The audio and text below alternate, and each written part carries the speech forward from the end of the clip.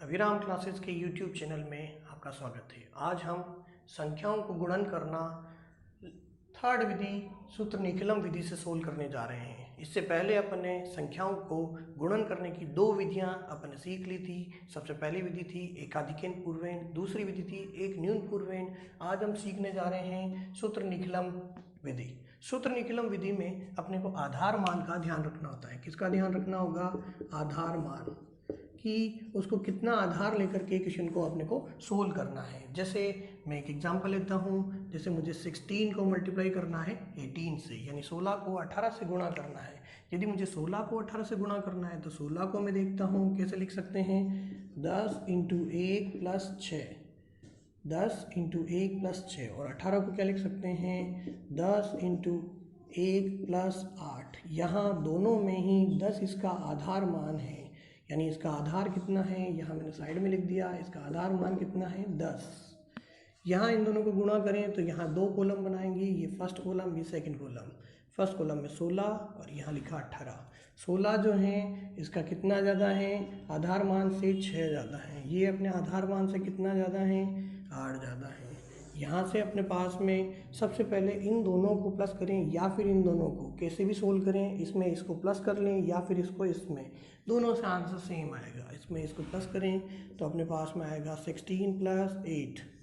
फिर ऑब्लिक लगा करके इन दोनों को मल्टीप्लाई करें 6 इंटू 8। यहाँ इन दोनों का प्लस कितना आएगा? इन दोनों का प्लस करें तो 24 ऑब्लिक ये कितना आ जाएगा? 48। लेकिन यहाँ इस बात का ध्यान रखा जाएगा आधार मान कितना है इसका? 10। आधार मान यदि 10 है तो यहाँ केवल एक ही संख्या रहेगी, एक ही संख्या रहेगी। यदि इसमें एक ही संख्या रहे तो 4 इधर ट्रांसफ़र होगा, तो 4 इधर जाएगा तो 24 प्लस 4 और इधर कितना रहेगा? 8। ये कितना हो गया? 28 और ऑब्लिक 8। यहाँ से अपने पास में आंसर आ चुके हैं 288। ये इसके आंसर होंगे। नेक्स्ट अपन एक और उदाहरण लेकर के सूत्र निकलम विधि को हल करना सीखते हैं। बस इसमें आधार मान क्या है उसका ही अपने को विशेष ध्यान रखना होता है। जैसे नेक्स्ट उदाहरण अपन लेते हैं। 95 को मल्टीप्लाई करना है 99 से।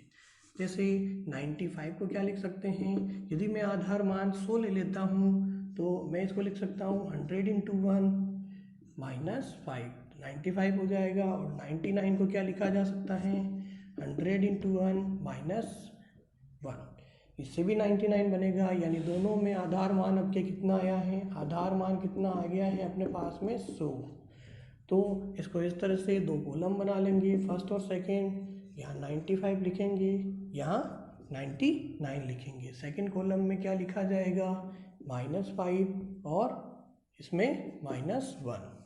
यहाँ से इसमें से इसको माइनस कर लें, यानी 95 माइनस 1। इसको इससे मल्टीप्लाई करें, -5 को -1 से मल्टीप्लाई, यहाँ कितना रहेगा? 94।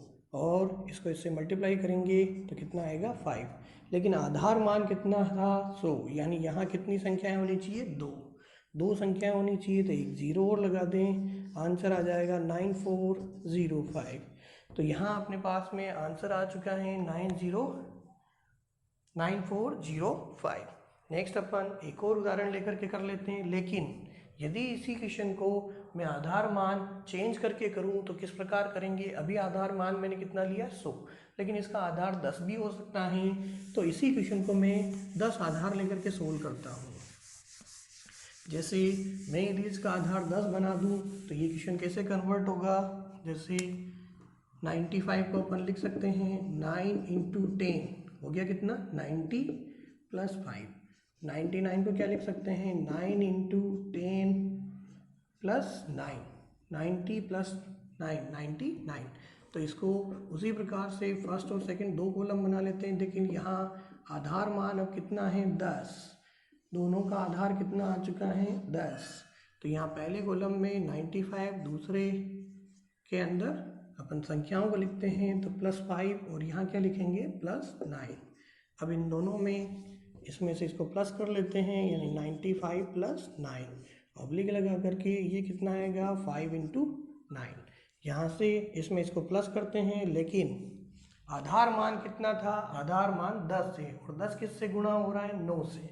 इससे पहले जितने भी आधार मान आए थे उसमें यहाँ 1 से गुणा हो रहा था, तो इस संख्या के बाहर 1 से गुणा होने की वजह से उसको लिखा नहीं गया था।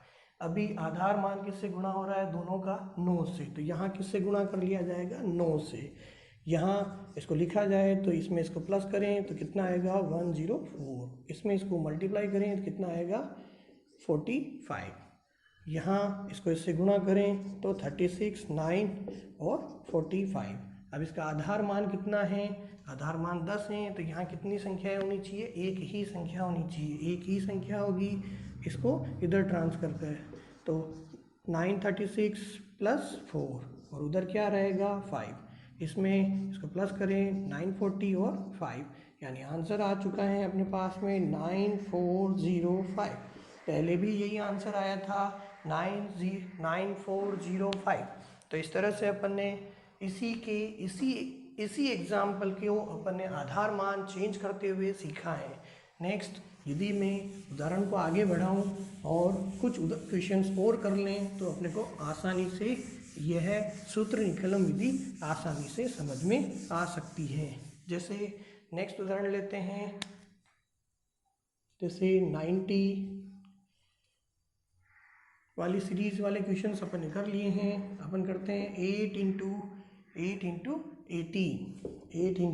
18।